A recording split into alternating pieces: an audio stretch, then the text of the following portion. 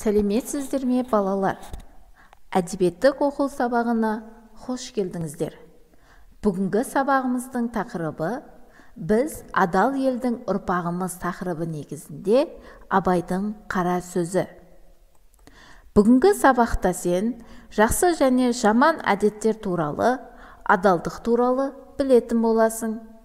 Сабағымызды балалар күн шұғыласы әдісі арқылы бастайық. Абай Құнанбайұлы дегенде естеріңе не түседі? Соны күн шуағына жаза қойыңдар. Өте жақсы балалар, ендеше бүгінгі сабағымызда Абай атаның қара сөзін оқитын боламыз.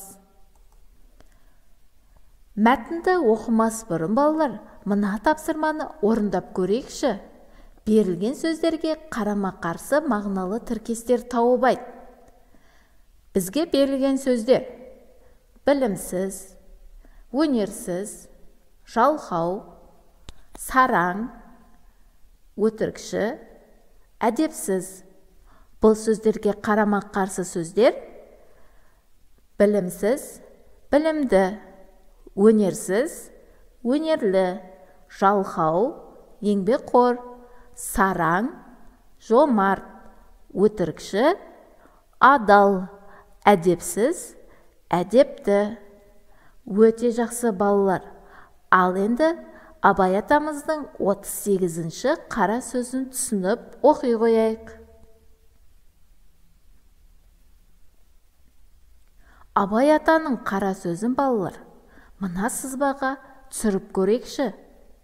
Абай атамыз бізге адам баласын қор қылатын 3 нәрсе туралы айтқан екен. Ол надандық, еріншектік және салымдық.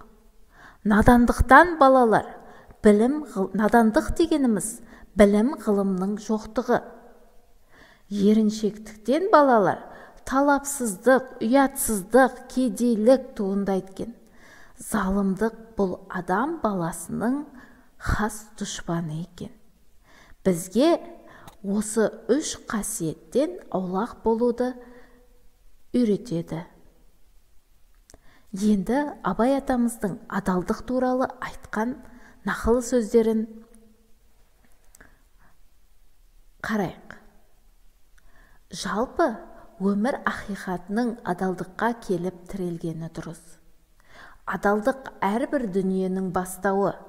Еліңе, ата-анаңа, ұстаздарыңа, достыққа, ең бастысы өзіңе адал болу ұрпағыңа қалатын ең үлкен мұра. Енді балалар, адалдық туралы мына бір бейнероликке назар аударайық.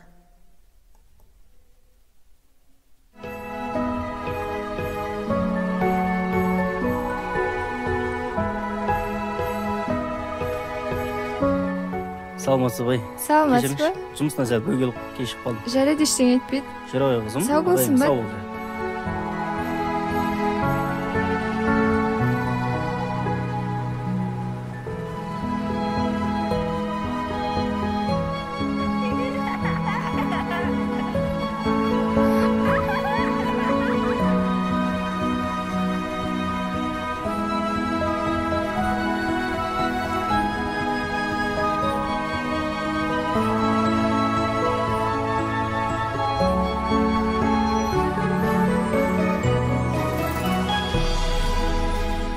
Қызым, бүгін қандай тапсырма өттіңдер? Бүгін шығарма жаздық.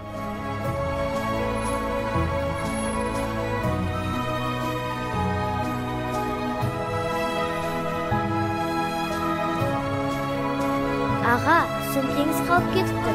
Ой, рахмет қызым.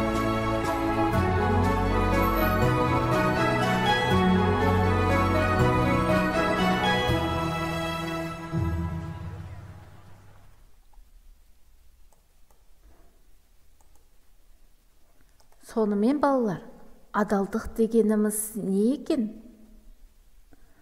Адал болу үшін не істеу керек деп ойлайсың? Адал адамның бойында қандай ізгі қасиеттер болады деп ойлайсың? Адалдық, балалар, адам бойындағы таза қасиет, бағалы қасиет. Адалдық балалар, адам бойындағы таза қасиет, бағалы қасиет. Адамның сана сезімі мен ар-ожданына қайшы келмейтін әрекеттер. Адал адамның бойында шыншылдық, айнымастық, адамгершілік, парасаттылық, әдептілік сияқты ізгі қасиеттер болады екен. Сонымен балалар, бүгінгі сабағымызды қорытындай келе, адамгершілік қасиет жеке адамның басындағы емес, жалпы қоғамның қордалы байлығы. Адалдық адам мінезіндегі бағалы қасиет. Адалдық адам бойындағы таза қасиет, бағалы қасиет. Адамның сана сезімі мен ар-ожданына қайшы келмейтін әрекеттердің моральдық, этикалық жиынтығы екен. Бүгінгі сабақ сендерге қызықты болды деп ойлаймын. Келесі сабақта кездескенше сау болыңыздар.